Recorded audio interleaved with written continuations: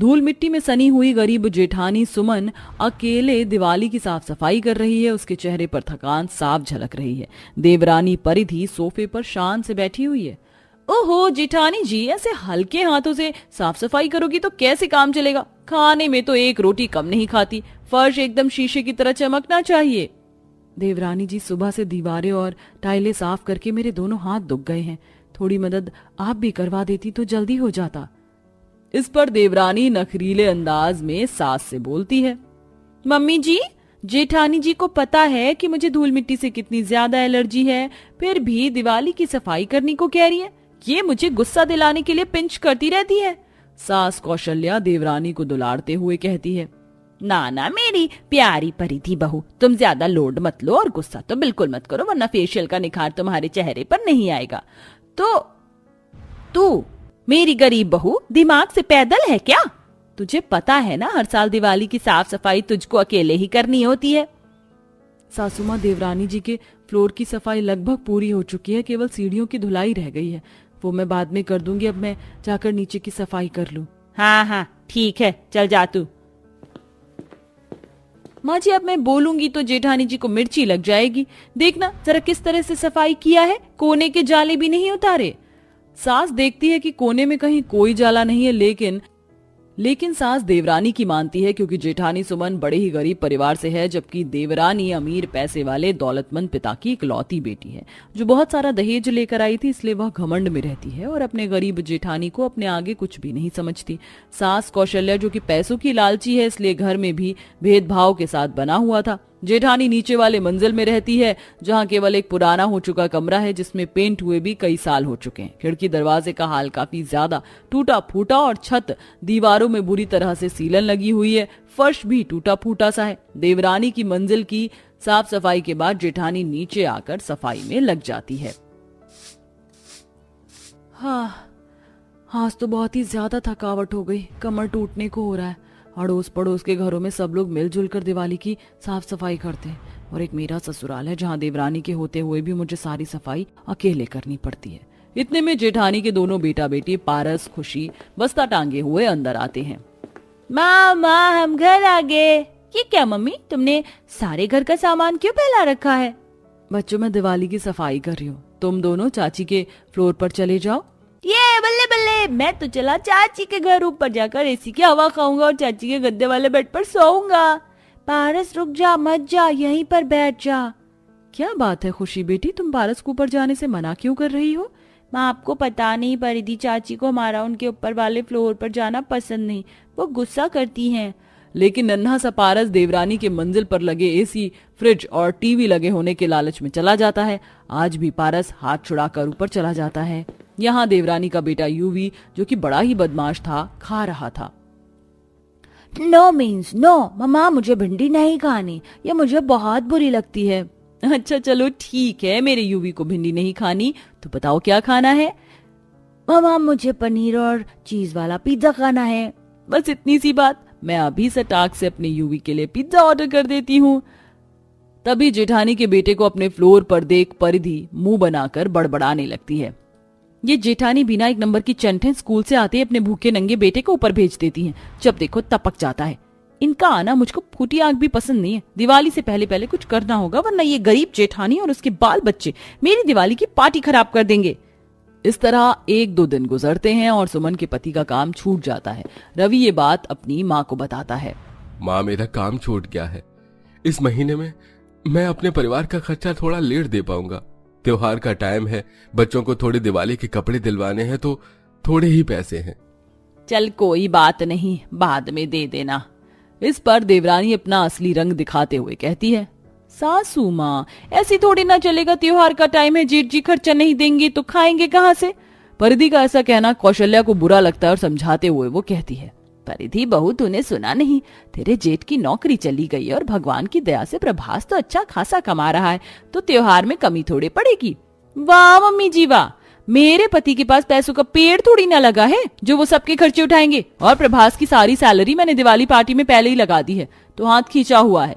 परिधि को पैसे का घमंड दिखाते हुए देखकर रवि जेब से सारे पैसे उसे दे देता है। उसकी आंखों में आंसू थे। ये लो परिधि, ये सब रख लो, मेरे पास जितना था तुम्हें दे दिया। हाँ तो कोई बड़ा एहसान नहीं कर दिया आपने ये 4 पैसे देकर। और एक बात जेठानी जी को समझा देना, वो खुद मेरे फ्लोर पर आएंगी और ना ही अपने बच्चों को भेजेंगी। मैं अपनी दिवाली अपने परिवार में मनाऊंगी। ठीक है, हम ऐसे कोई नहीं आएगा, ऊपर चलो बच्चों। रवि गुस्से में दोनों बच्चों को नीचे ले आता है, जहां जेठानी दिवाली की जरूरतों को लेकर पहले से परेशान थी। जी सुनिए, सिलेंडर खत्म हो गया, भरवा कर ले आइए ना। और धनतेरस और दिवाली पर पकवान भी बनेंगे तो थोड़ा बहुत घी, मैदा, सूजी, चीनी वगैरह भी ले आना पकवानों के लिए। रवि किसी लाचार की तरह फूट फूट कर रोने लगता है। मैं कुछ भी कर पाने के लिए असमर्थ हूँ सुमन। जिस फैक्ट्री में मैं काम कर रहा था वो एकदम से घाटा लगने के चलते बंद हो गई। दिवाली से पहले कहीं कोई काम नहीं मिलेगा। सोचा था इस बार दिवाली पर तुम्हें और बच्चों को कपड़े दिलाऊंगा, सब ख्वाब ख्वाब ही रह गए। और आज पता भी चल गया कि मर्द के पास पैसा ना हो तो घर में उसकी इज्जत भी नहीं होती। अजी आप कैसी बातें कर रहे हैं? अभी आपकी पत्नी है ना, मैं कुछ कर लूंगी, घबराइए मत। मैं देवर जी देवरानी जी की मदद ले लेती हूँ, वो हमारे अपने हैं। नहीं सुमन, तुम्हें मेरी कसम, तुम उस घमंडी औरत के दरवाजे पर मत जाना। सुमन मन में चिंता लेकर काम ढूंढने निकल जाती है, जबकि इधर देवरानी दिवाली के लिए अथाह पैसे उड़ा रही थी। महंगी महंगी शॉपिंग और महंगे लाइटों से अपने फ्लोर को सजा धजा रही थी, जबकि गरीब जेठानी के घर में दिवाली की कोई रौनक नहीं थी। सूनापन छाया था। हताश परेशान सी होकर जेठानी राम सीता के मंदिर में आकर खूब रोती है। हे सीता माँ, राम जी, हर जगह देख लिया, कहीं कोई काम नहीं मिला, अब आप ही कोई रास्ता दिखाओ प्रभु। तभी रोड से एक चरवाहा कई सारे गाय के झुंड को लेके गुजरता है। जाते हुए गाय काफी गोबर करती है, जिसे जेठानी को कुछ सूझता है। क्यों ना मैं दिवाली के बाजार में गोबर के कंडे और मिट्टी के दिए बनाकर बेचूं, मुझे तो ये बनाने आता है। सुमन सारे गोबर को एक टोकरी में उठाकर घर लाती है और फिर जंगल से मिट्टी लाकर दिए बनाती है, जिसमें उसकी बेटी भी मदद करवाती है। ये नजारा देखकर देवरानी अपने फ्लोर से ताना मारती है। बेचारी मेरी गरीब जेठानी के कैसे बुरे दिन देखने पड़ रहे हैं उन्हें। देखो, बाल बच्चे से लेकर खुद भी गोबर में सनी पड़ी है। हम तो कितने अच्छे तरीके से दिवाली सेलिब्रेट कर रहे हैं। पता है जेठानी जी, मैंने दिवाली के लिए खास इस बार 50,000 की साड़ी ली है। आपकी तो हैसियत भी नहीं है। ताने सुनकर जेठानी की आंखें भर आती हैं। मैं तो दिल से तुम्हारे लिए यही दुआ मांगती हूँ देवरानी जी की तुम्हारी जिंदगी में खुशियां ही खुशियां हो, मेरे जैसा नसीब किसी को ना मिले। जेठानी दिवाली के बाजार में बैठकर दिए और कंडे बेचती है। दिवाली के डिजाइन वाले सुंदर सुंदर दिए ले लो बहन जी, दिए ले लो। दिए ले लीजिए आंटी, मेरी मम्मी सुंदर दिए बनाती है। नहीं चाहिए, मिट्टी के ये दिए तो कितने ओल्ड फैशन हो गए हैं। सब लोग अपने घर में लाइट लगाते हैं। तभी अपने बेटे को ढेर सारे बम पटाखे दिलाकर वहां से गुजरती देवरानी जेठानी के बच्चों का मन दुखाती है। अरे जेठानी, दिए बेच रही हो? अच्छा है, तुम्हें सूट करता है। यूं भी अपने बम पटाखे तो दिखा दो खुशी दीदी को। देखो देखो खुशी दीदी, मम्मा ने मुझे कितने बम पटाखे और मिठाई दिलाई है। अब दिवाली का शुभ दिन आ जाता है। दिए बेचकर सुमन मिट्टी के लक्ष्मी गणेश जी की मूर्ति घर में लाती है, जबकि देवरानी सोने की लक्ष्मी गणेश जी की स्थापना करती है। 56 तरह के मिठाई से भोग लगाती है और नए नए कपड़े पहनकर दिवाली मनाते हैं, पकवान खाते हैं। जबकि जेठानी के बच्चे बाकी दिनों की तरह फीके कपड़ों में थी। उस बेचारी के पास इतने भी पैसे नहीं थे कि एक पटाखे भी दिला सके। दिवाली के दिन भी घर में सब्जी रोटी बनी थी। उदास दिल से पारस पटाखे मांगता है। माँ, मुझको भी पटाखे फोड़ने हैं, चलो ना दुकान से एक पटाखा दिला दो ना। माँ के पास पैसे नहीं है। पारस चलो घर के अंदर चलो। तभी देवरानी जलाते हुए बोलती है, ले जाओ घर के अंदर, और क्या ही कर सकती हो गरीब जेठानी। यूं भी तुम पटाखे जलाओ, ये लो और लो। परिधि, यूवी ने बहुत ज्यादा पटाखे फोड़ लिए, अब बस करो। ओफो प्रभास, मेरे यूवी को दिवाली मनाने दो, रोको मत। Thank you mummy, you are the best. तभी उतावलेपन में यूवी जैसे ही पटाखे फोड़ने वाला होता है कि पटाखा उसके हाथ में फूट जाता है और उसका एक हाथ बुरी तरह से जल जाता है। वो बेहोश हो जाता है। देवरानी की रोने का ठिकाना नहीं था। यूवी मेरे बच्चे, आंखें खोल। प्रभास कुछ करो, अगर मेरे बच्चे को कुछ हो गया तो मैं मर जाऊंगी। क्या करूं मैं, दिवाली के चलते पूरा रोड जाम लगा हुआ है। तभी जेठानी रोने की आवाज सुनकर भागते हुए ऊपर आती है और यूवी को सीने से सटा लेती है। घबराओ मत परिधि, यूवी को कुछ नहीं होगा। ऐसे घाव पर हल्दी और चूना लगा देने से तुरंत आराम मिल जाता है। जेठानी अपने बच्चे की तरह देवरानी के बच्चे के हाथ पर लेप बनाकर लगाती है, जिससे यूवी होश में आता है और उसे आराम आ जाता है। अब कैसा लग रहा है? मैं बिल्कुल ठीक हूँ दाई जी। देवरानी अपनी करनी पर पछतावा करते हुए माफी मांगती है। सुमन दीदी, मुझे माफ कर दीजिए, मैंने आपके बच्चों को कभी अपना नहीं माना। जब चाहा ताना मारा, लेकिन आपने फिर भी मेरे बच्चे की जान बचाई। परिधि का पैसे का घमंड चूर चूर हो चुका था। दोनों देवरानी जेठानी मिलजुल कर एक साथ दिवाली मनाती हैं। क्या आप इस बात से सहमत हैं कि त्योहार की खुशी परिवार के साथ होती है? वेल दोस्तों, क्या आप भी दिवाली पर सोन पापड़ी के डिब्बे को इधर उधर ट्रांसफर करते हैं या खाते हैं? कमेंट बॉक्स में जरूर बताएं।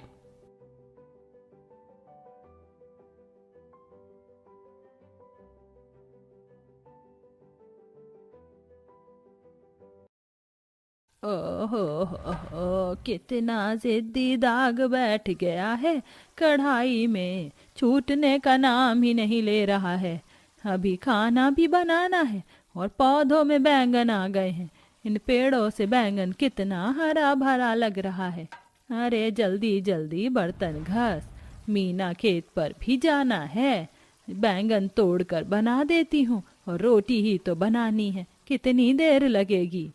75 साल की बूढ़ी मीना बर्तन मांज रही होती है। वहीं उसके पोते पोती धानी और आलोक झोपड़ी में बैठे पढ़ाई कर रहे होते हैं। मीना चूल्हे के धुएं में खाना बनाने लगी। आज तो ये चूल्हा बड़ा धुआं कर रहा है। पता झोंक कर खाना बनाना बड़ा कठिन है। खेती बाड़ी के बाद वक्त नहीं मिल रहा है कि उपले पात लूं। तभी चूल्हे पर सब्जी जलती देखकर 16 साल की धानी ने कहा, अरे दादी माँ, सब्जी तो जल रही है। क्या करूं धानी बिटिया, तेरी दादी की आंखों से दिखाई कम देता है। दादी, आज से खाना मैं बना दिया करूंगी। अरे नहीं लाडो, तू बस पढ़ लिख जा, तुझे बड़ा आदमी बनना है। ये संघर्ष मेरे हिस्से में रहने दे। धानी ने डबडबाई आंखों से दादी मीना के झुलसे कमजोर शरीर को देखकर कहा, दादी माँ, अगर आज बाबा जिंदा होते तो आपको हमारे लिए इतनी मेहनत नहीं करनी पड़ती। बहू बेटे की मौत के बाद मीना ने ही अपने दोनों पोते पोती को पाला था, इसलिए वो दोनों उसके दुख दर्द को समझते थे। मीना की आंखों से बहुत कम दिखता था, इसलिए अक्सर खाना बनाते वक्त उसका हाथ पांव जल जाया करता था। उस दिन से धानी ने खाना बनाने की जिम्मेदारी ले ली। मीना खेत चली गई। इन बैंगन की खेती का सीजन चरम पर है, इसलिए मीना सेठ लालचंद के बैंगन के खेत में काम कर रही है। मीना बिना हानिकारक खाद डाले बैंगन उगाती है। उसके हाथों में इस चीज का खूब इल्म भरा है। ये बात जानते हुए भी लालचंद अपने फायदे के आगे मीना का नाम नहीं लेता। अरे ओ मीना चाची, इतनी देर से आओगी? तो खेत पर तुम सारे मजदूर सवेरे से खेत में सोहनी करने में लगे हैं। मालिक, घुटनों का दर्द बहुत सता रहा है, इसलिए आज आने में देर हो गई। अब दुख मत रो और चलो सारे बैंगन की क्यारी बनाकर अच्छे से पानी पटाओ। और हाँ, खेत में बहुत खरपतवार हो गई है, उसे भी साफ कर देना। मीना किसी बच्चे की तरह उन बैंगनों का ख्याल अपने आंगन में बोए गए बैंगन की भांति रखती है और अपना दुख सुख उनके साथ बांटती है। थोड़े दिन का दुख और है, फिर मेरे पोते पोती काबिल हो जाएंगे तो मुझे भी हड्डियां तोड़कर कमाना नहीं पड़ेगा। दिन भर के बाद शाम को लालचंद सबको पैसे देता है, मगर मीना की बारी आते लालच से वो बड़बड़ाता है। इस अंधी बुढ़िया को तो दिखता नहीं, 50 रुपए पकड़ा देता हूँ। लालचंद मीना को 50 रुपए देता है तो वो कहती है, अरे मालिक, ये क्या दे रहे हैं? मैंने दिन भर इस खेत में भूखी प्यासी कितनी मेहनत की है और आप मुझे बस 50 रुपए दे रहे हैं।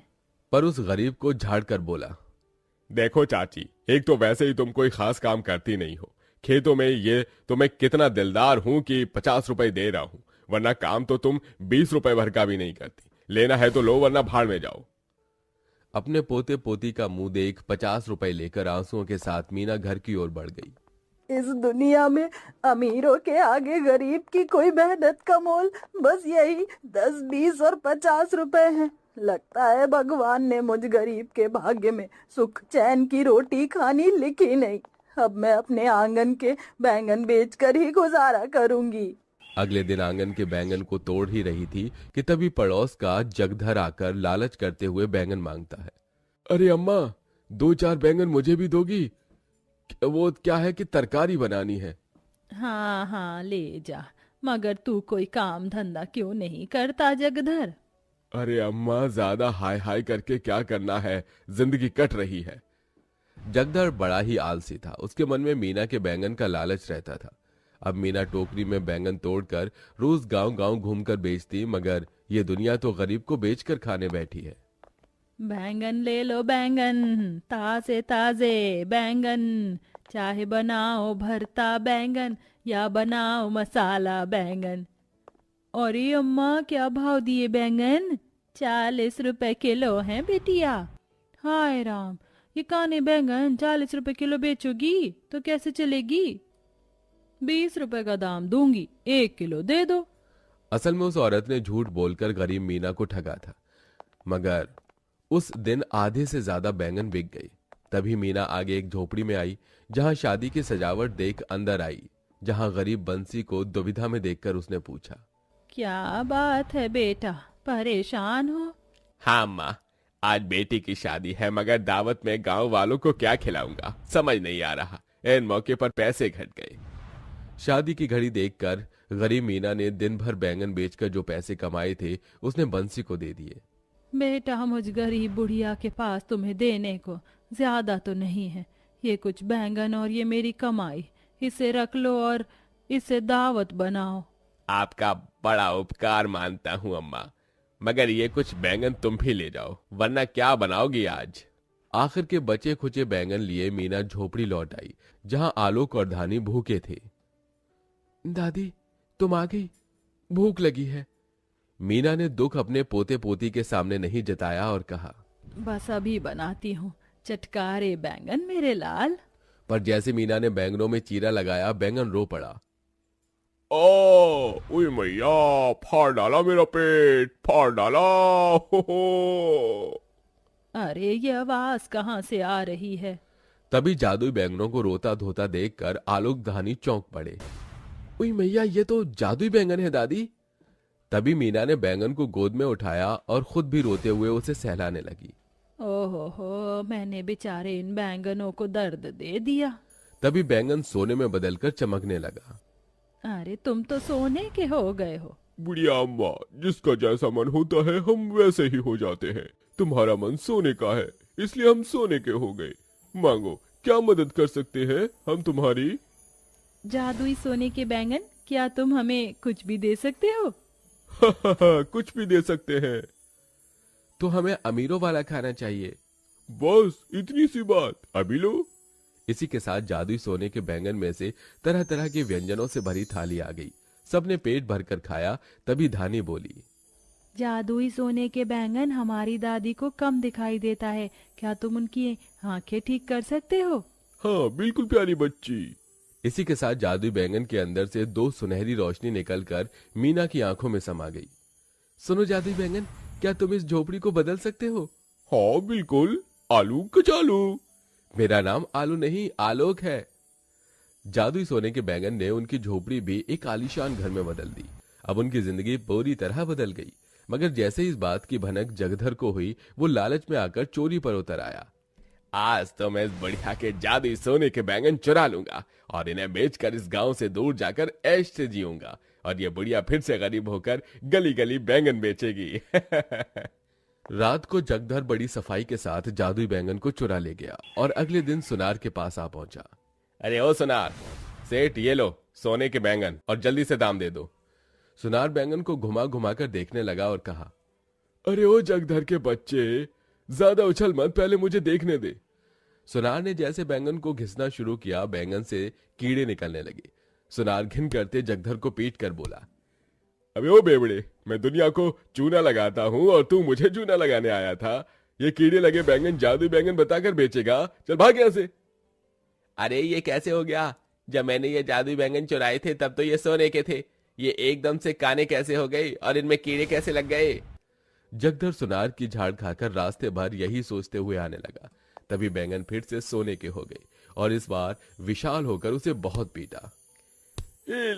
लालची निकम्मे, हमें बेचने चला था। क्यों रे, तुझे मेहनत नहीं होती? बोलना, हे अकल के चौंटे खोटे लुच्चा, बोलना। अरे मोरी मैया, रे ओ, ए बैंगन की ये भूचाल। जगधर मार खाकर उन जादुई बैंगन को मीना के पास छोड़कर और उस दिन से मेहनत करना भी सीख गया। वहीं मीना अक्सर जादुई बैंगन से जरूरतमंदों की मदद करती है।